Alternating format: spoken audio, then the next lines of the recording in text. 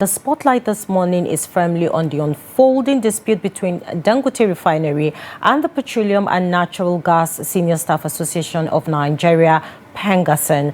Now, a crisis that has grappled national attention and raised serious questions about energy security and market stability.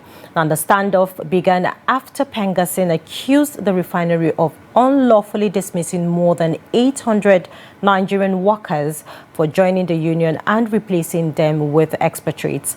Now, in response, the union declared an indefinite nationwide strike, halting crude oil and gas supplies to the refinery and ordering a shutdown of thermal power stations, which generate over 70% of Nigerians' electricity. Now, already the effects are being felt. Reports indicate that Dangote Refinery and fertilizer plants have shut down. Oil marketers are warning of looming fuel price hikes, while power firms caution that blackouts could cripple businesses and households. The Trade Union Congress has thrown its weight behind PENGASSAN, while consumer groups warn of their consequences for ordinary Nigerians.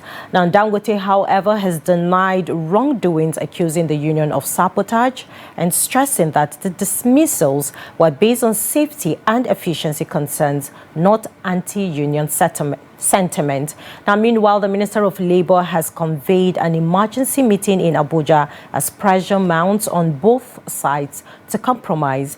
So what does this battle mean for Nigerians' energy future, for market politics, for market politics, and for citizens already under economic strain?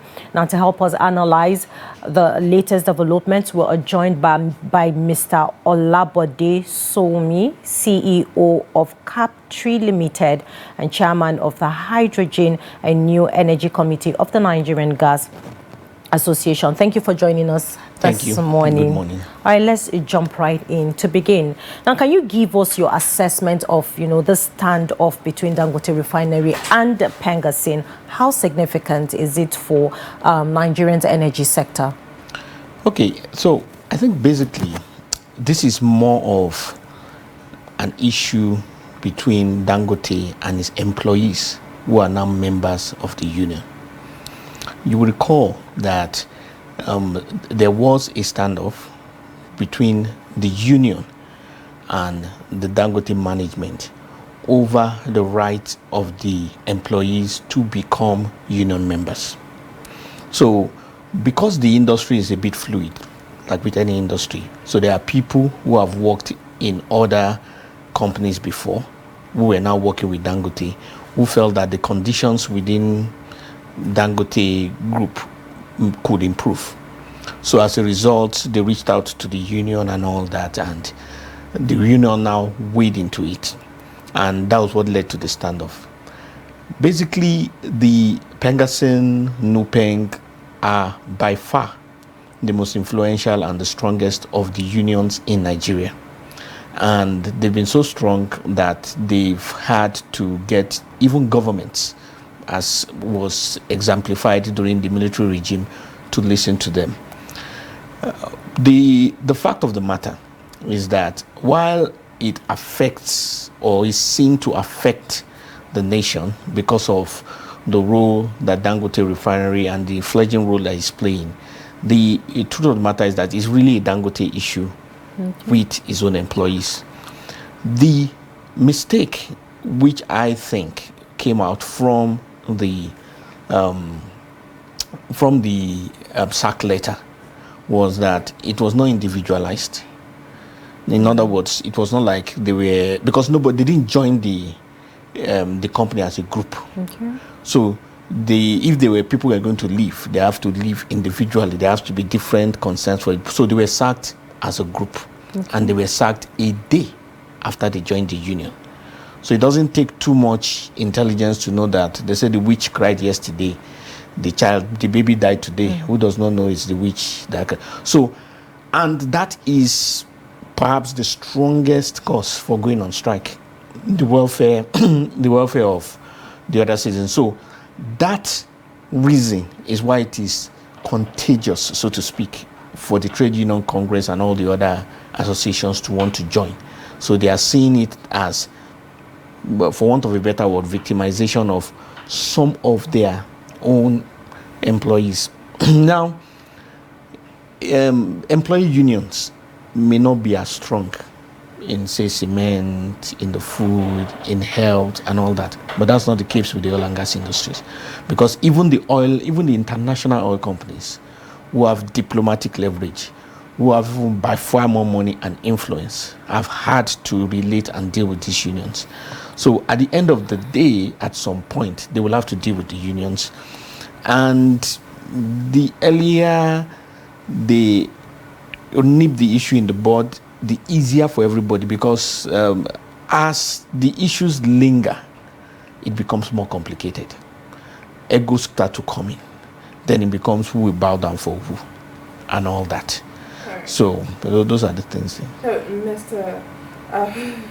Mr. Olabode, when it comes to Dangote himself, even when he started producing, I would say petrol and other, should I say, crude oil refined materials, there has been debacles that has gone on when it comes to distributing. There were issues when it came to speculations of him refusing his workers to join the union, and now the mass sack for it. How do you think this could impact the energy security in Nigeria, due to the fact that everyone is seeing this singular entity, this singular refinery of something that would aid Nigeria when it comes to oil supply? Okay, so energy security as a principle is anchored on two pillars: energy availability and energy affordability. Affordability, obviously, that people can afford it. Availability means that it's available when needed and where needed. One of the challenges that the Dangote refinery, or should we say the Dangote group, has faced with other people, which is whether it's DAPMAN, the petroleum, tankers drivers, and all those associations that they've gone back and forth, is the fact that the posturing, so to speak, or should I say the way they interpret the posturing from the Dangote group, is that he wants them to lose their licenses so that he becomes the only supplier, and they don't want. So this has been the back and forth. That's at the bottom, at the root of the back and forth before them. So now what this basically means is that if for any reason the Dangote group is not able to supply what they have to the people that they want to, it means that the other people who are like the alternative, who have also been the ones that have been there before, it's now incumbent upon them to ensure that we all get supply. So I don't think, in terms of energy security, particularly availability, that it can be affected, but I don't know.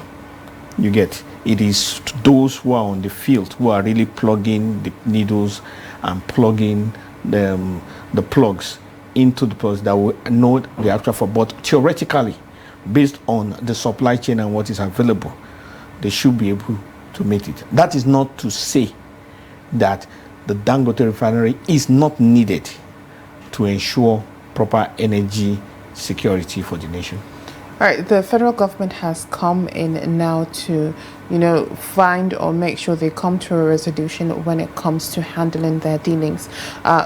In your own opinion, or in your own perspective, do you think that there is going to be a positive resolution when it comes to it? And if not, what do you think the future of Dangote, as well as the PENGASSAN and NPENG, you said they are quite powerful when it comes to unions. How do you think it would play out if they don't come to an amicable agreement? Well, they will have to, because at the end of the day, sorry to cut you short, the unions came forth with a bunch of demands that they want to be fulfilled before they carry on, just like bringing back the workers and other things that have been stipulated. Do you think Dangote would succumb and fulfill those stipulations? Well, it is left for the Dangote group to look at the totality of their circumstances, the totality of their business interest, and what is affecting it, to be able to do it, to be able to make an informed decision. But like I said, you can, there are a number of things that in terms of professionalism and operational process that was wrong in the way those members were sacked. A private company has a right to hire and fire, but you have the right to hire and fire within the law. So there are certain welfare rights that exist within the law, even though most Nigerians don't take advantage of it, but unions will, and that's why they are there. So what the unions are saying basically is that they reserve the right to do collective bargaining for their members. So it is not like the union is an external party in that sense. It is that the employees of Dangote are union members. So they are speaking on behalf of Dangote employees to Dangote management. That is really the bottom line what the issue is. Now, because union members, it's like you have National Union of Journalists, because union members have common grounds in terms of things like welfare, career plans and all that, what is seen to affect one person can be seen to be in the ultimate interest of the others. So if the people within the oil rigs feel that their members who are within the refinery are being maltreated, they can down tools in solidarity to their members. So it can even affect people who are outside the refinery, and that is what has happened. So those people who provide third-party services that are industry related, which are critical for the functioning of the Dangote refinery, have decided to down tools in support of their union members who are in the refinery. That is the situation. However, whether they will call them back or they would ultimately sack them, it may be in the interest of the group itself, given whatever losses they will be losing every day, to call them back temporarily, then engage in the negotiations, and then come to some kind of agreement. But I am not in the management. That's what I think they want to do. The part of the union is that, you see, the right to join the union, labor union, is enshrined in the fundamental human rights. It's not even enshrined in the constitution of a country. So the fundamental human rights are the rights, UN rights, that was adopted after World War II as part of what makes a country a humane country. They were adopted after the Holocaust of the Jews. So even if the constitution of a country goes against fundamental human rights, the United Nations will isolate that country as a pariah nation that is violating human rights. So labor union activities is enshrined in the right to freedom of association, and the anchor body for that is the International Labour Organization, which is a UN body. All right, when it comes to, these, I would call them speculations of the reasons behind the reasons behind them being sacked. For the unions, they say it is due to, the restriction of them being associated with the unions. While on Dangote's part, he says that it is due to the fact that there are other aspects when it comes to sabotage and the likes. But in your own perspective, do you think there's any truth when it comes to that sabotage, as well as recruiting other non-Nigerians to fill those gaps that Nigerians are meant to fill? Well, when it comes to making such claims like sabotage and all that, like I said, there were a number of mistakes in the way they handled it. The first thing they should have done is they should have reported to the police and gotten a police report. Sabotage is not a minor issue for an institution of that size. And it is also going to be a bargaining chip when the labor unions will be dealing with them. Because if you say there has been sabotage, have you reported it? Proof. It's not that you should report it.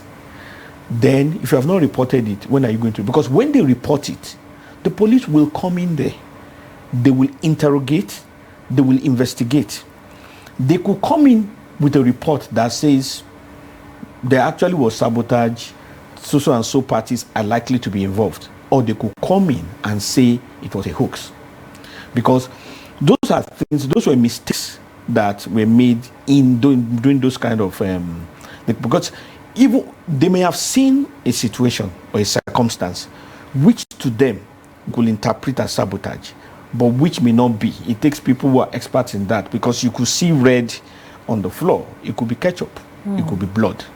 It takes the doctor who will test it, or those who will go to the lab to test it, to say this substance, even though it's red, is actually food, it is not blood. You know, all those kind of things. So those things are there. So it may be things that could have happened and nobody will bat an eyelid in other industries. But in the oil and gas industries, people are knowledgeable, they're exposed, and there's so many other things. So there are many things that they are doing that, or they did, that will be called to play. In respect to the other reasons that they give, there has to be documentary evidence. What many people actually don't know, but which I know from experience about 15 years ago when somebody took an employer to court, is that even if you are going to sack somebody for incompetence, the law requires the person to have been given at least 3 queries. It's enshrined in the law. You should have agreed. So you can't just wake up after you have employed somebody under the employee rights and say the person is going. No, you must at least have queried him. So if you say this person is not competent, there must be documentary evidence that the person is not competent. Otherwise, it will be seen. So there are some of the things that has been done by the industrial relations team that, in terms of the things they've said and in terms of the way they've gone about it, that when it comes to the letters of the law, it may not be so weighty. All right, let's look at, the energy security. Nigerians have argued that the dependency on, one refinery is, making all of this, the issue, making it affect Nigerians in a whole, I mean, creating chaos and whatever. So in your own view, do you think that Nigeria, is too dependent on one refinery and for domestic fuel needs? And if it's so, what will the government do to, help cushion those issues? Okay, so the issue is not so much as the dependent on one refinery, but as the dependent on one source. So aside from the refinery, and before the refinery came up, another source of finished products was importation. So the challenge has been that there has been a strong push from the Dangote group that all the licenses for importation should be revoked. Okay. So that they will be, or by implication, they will be the only source of supply. Hence the cry about monopoly and all that. So as it is, it doesn't really alter the balance in terms of energy security. What has just happened is that the Dangote group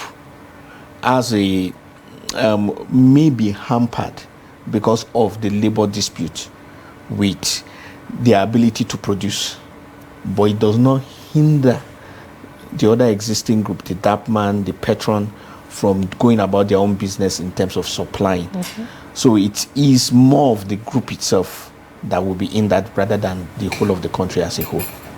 Okay. All right. So, what would you say if this is unresolved? Could this dispute, undermine investor confidence in Nigeria's energy sector? Because when you see a volatile environment when it comes to investment, that would quite be discouraging to come and invest in that company. So with these kind of back and forth, do you think that would discourage investor, input into the country and the sector as well? Well, I mean, people have been saying that, but I really don't see it that way. I mean, even when they were kidnapping people, people invested. So people need to understand investors. Investors are not, they're not NGOs, they're not weaklings and all that. investors are out for money. If there was ever any group that is defined and determined by what is called capitalistic greed, it is investors. So investors typically have what they are looking for. So it depends on the investor group and all that. The investors who have no moral scruples, they will invest in drugs. There are investors who will invest in nations that have been blacklisted. There are investors, so it really doesn't affect investor things. The kind of things that affects investor confidence are really things that have to do with their ability to pull out their money, like the laws of the country, the justice system. If there's a disagreement, will they be able to, and then forex issues, can they transfer their money out? Those are the kind of things that that affects investor confidence. All right, at this point, what do you think is needed when it comes to balanced industrial growth, fair labor practices, and energy security right here in Nigeria? I think when it comes to Nigerian businesses generally, this is Nigerians now, there is a need for people to get used to the law, get comfortable with the law, and operate within the law. And what do I mean? I used to be in the telecoms industry. When the telecoms broke out with the boom, with MTN, with Econet and all that, those people, because they were multinationals and have operated in a more law-abiding system, came up with a lot of principles in terms of welfare for their employees and all that. But when the Nigerian companies came in, the difference was clear in terms of how those people treated their employees, and with the result that so many people were taking those Nigerian companies to court. It was deadly. There were a team of lawyers who were complaining and all that. There was the particular case of a vendor, and this was a colleague of mine. He helped with IN systems for a particular part for this Nigerian company in there. And as a result, he resigned his job, got a loan from the bank, it was in millions, tens of millions, and he did the job. When it came to the point of payment, he wasn't paid. And they were on it for almost 2 years. And this was somebody who was a manager before, who was earning about 1.2 million per month.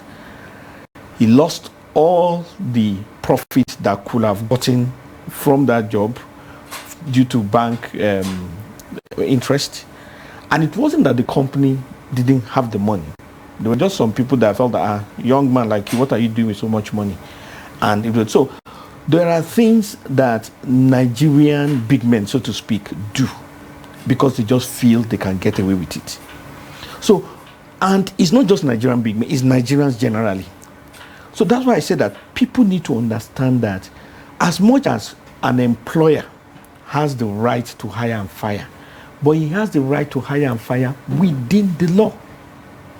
So people need to get used to what the law says, because at the end of the day, the rights of the employees, which is enshrined or which is being pushed by the labor unions, is all rights that they can prove within the law. And the rights that the employer has, they are also rights that he can prove within the law. But because of the social implication is why government is getting into it. Otherwise, it is a case between two people, let them go and face the law. But because of the social implications and the hue and cry and what people are saying, government has to try and intervene and all that. But ultimately, what it really is an issue between the Dangote refinery and its employees. All right, then, looking ahead, how can Nigerians strengthen its energy security to avoid being so vulnerable to industrial action? But like I said, energy security is two things: affordability, availability. So there must be multiple options. It's as simple as that. There must be multiple sources, because even the EU that is promoting alternative energy and all that is because of energy security, such that if for any reasons the nations who are strong and who anchor on oil and gas hold them to ransom, they will be able to provide their own energy. They will have energy sources from other sources other than petroleum. So there must be multiple options. All right, Obeth, this dispute going on, as we saw, this is the second time that Dangote is going versus a union in this case, and the federal government coming in to, find a resolution for what is going on. So do you think that this dispute reflects a broader struggle between, labor rights and industrial capitalism in Africa? I wouldn't say Africa, I think it's Nigeria. All right. And I say that because I've been to 15 African countries and I've lived in 2, Nigeria, and I lived in South Africa briefly. The rights and the way they are enshrined in Ethiopia, at least I've been there, Morocco, South Africa, Uganda, Kenya, is largely different from us. There is a bully mentality within employers here, because people tend to get away with a lot of things, and it is supported by the culture, because the culture basically says you to go and start your own company. There's nothing, culture is culture, but all over the world, and even though you employ somebody, that employer has certain rights, and that is what differentiates employment from slavery. For example, the right to leave. When a lot of employers will employ young people, they're going to train them and they will make them sign bonds that they cannot leave. Those things are illegal, because those things they tantamount to slavery. But it is common here. But it is also common because nobody takes them to court, and there are no unions to speak on behalf of those people. So there are many things we do that we see as normal, but they are downright illegal. So another example is somebody brings a young girl from the village, puts them in the home, you understand, as house help and all that, without a salary, without a compensation plan. It is normal, but it is illegal, it is wrong. And that is why we see a lot of wealthy and powerful people who travel under those circumstances and get imprisoned abroad. Because, like I said, we are not used to doing things the right way. And it is not that these things are not in our laws. They are. It's not that they are not. They are in our laws. It's just that people don't push for them. So the first thing that we must learn as a people is to learn to be law abiding. That's the first thing. You ask, do you know what the law says? So what's my business? I know Sabi book. It sounds nice, but it is ignorant. Because ignorance of the law excuses no man. So the first thing that we as a people should do, whether it's the big man or the small man, is to first of all understand what the law says about employee rights, about the people they're working with, about those unions. Like I said, what makes the oil and gas industry different is the exposure, the strength, the influence, and wealth that they have. That's what makes them different. All right. Maimuna? Okay, I think that will be all. Or do we still have some few minutes left? Well, I would say, or I would ask, in this case, what do you think the federal government should do when it comes to, labor laws? How they would ensure that those laws that are there are followed to the T, or reforms that would make sure that workers' rights are not taken advantage of? Okay, so there's already a Ministry of Labor and Productivity, which means it's an anchor thing there. But having said that, there's a very important thing to note, which is a corporate thing. They say culture defeats strategy everywhere in the world. So let me give you an example. We have a culture of communal greetings here. So if they were to bring somebody from CNN here to this office who has 40 years experience, and he comes in here and doesn't answer anybody when they greet him, when it comes to management meeting, he's talking down anybody and blasting everybody, will he succeed? He won't. Not because he's not competent, but because his actions goes against the culture of the people. So no matter how much knowledge, how much push If what you do is against the culture of those people, it won't work. Bringing it back to the question, our culture promotes bully. That's the way we are as a people. We see many people that say, well, yeah, it's his company, he can do what he likes. No, he can't do what he likes because there are laws. So, because our culture promotes bully, we don't seek to enforce those rights. Because if you take an employee to court over how he is behaving as an employer, if an employee takes an employer to court, there are many people along the way who say, look at him, lazy man, go and start your own company. That's what many people will be saying. That may be true within the context of our culture, but it is wrong within the context of the law. And it is the day someone takes the law to test that we will find out that that is actually what the law says, which is the case that they are having now between the unions and the Dangote Group. It's a reflection of our culture versus what is applicable within the law. All right. So if you are, to advise policymakers, what immediate steps would you recommend to, resolve this standoff without hurting both investors, workers, and also the consumers as well?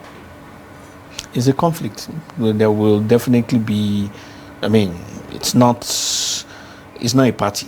It's a conflict. So all sides are going to learn. All sides are going to learn.